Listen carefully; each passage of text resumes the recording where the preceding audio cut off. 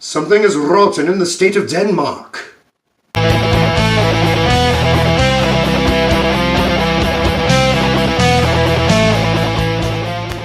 What's happening, YouTube? My name is Immortal Coil, and today we are talking about the Phantom Menace. The Phantom Menace is about to turn 20, and as we're reaching that milestone, obviously there's going to be a lot of dissection of that movie. The impetus for this particular video was an article by Alex Leadbetter. I don't know, Alex, if you want to go beat your lead and maybe turn off the camera. Entitled, Star Wars Prequel, Rotten Tomatoes scores have changed a lot over time. Now, the thrust of this article is that during Revenge of the Sith, the Phantom Menace peaked between 60 and 70% on the Rotten Tomato meter, whereas today it's sitting around a 54. I have reasons to believe that older data from Rotten Tomatoes can be trusted. However, recently, and this is like in the past year or so, Rotten Tomatoes has consistently proven that it's been invaded by shills in order to artificially inflate scores of lukewarm received movies and TV shows. So I don't really trust it as a true metric of fan engagement. Nevertheless, it is it's something that we can all draw reference to. It's more or less familiar, so it's ripe to its own. The Phantom Menace came out in 1998. Before I went and saw it in the cinemas, I actually bought the comic book adaptation, which was pretty faithful to how it ended up playing out on the big screen. But it was still art, okay? It was basically like a storyboard, except, not quite so basic. So going into it, I had some spoilers. I just didn't, see it played out like I ended up doing.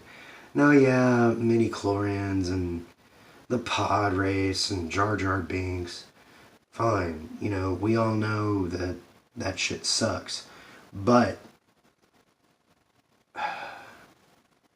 looking back on it all, and especially in light of how Disney has mishandled George Lucas's baby, the prequels in particular, and the Phantom Menace in general, show a lot more heart than what we're getting.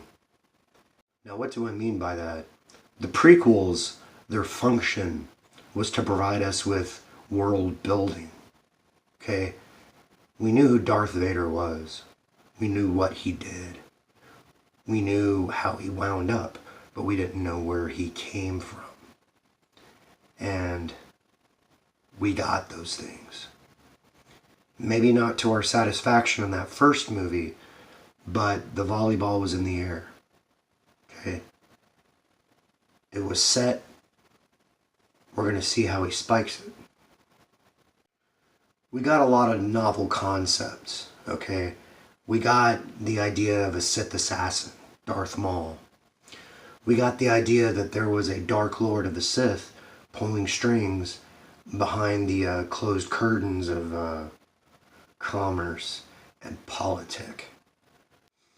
There is a difference between the political intrigue of the Phantom Menace and the prequel eras versus the political intrigue of the sequel era movies.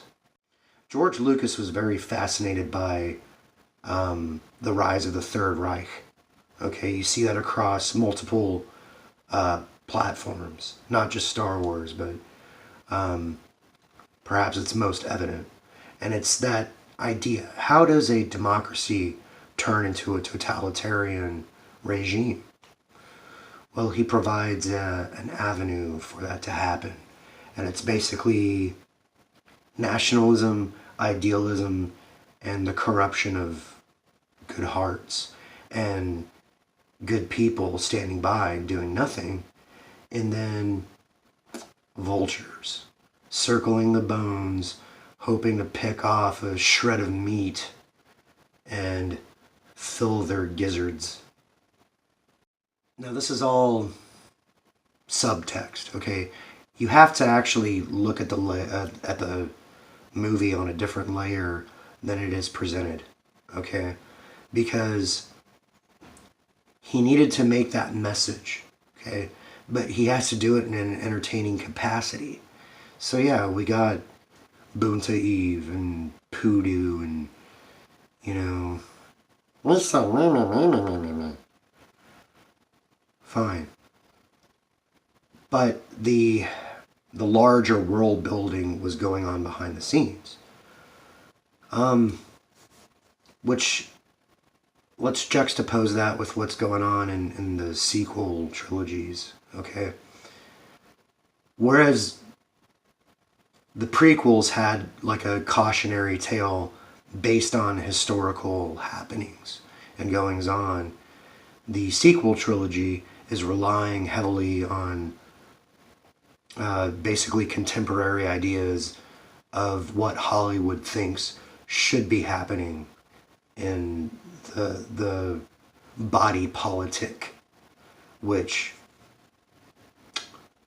based on the results of the election, isn't a popular idea right now. And no amount of whining or bitching or space horses or casino planets is going to change that. Not anytime soon. And it'll be interesting to see in 20 years' time how Rotten Tomatoes will recall the sequel trilogy. My name is Immortal Coil. Like, subscribe, drop me a comment. Let me know what you want to see covered on future editions of Savage Spirituality. Share the video if it so tickled your share bone. And remember, absence makes the heart grow fonder.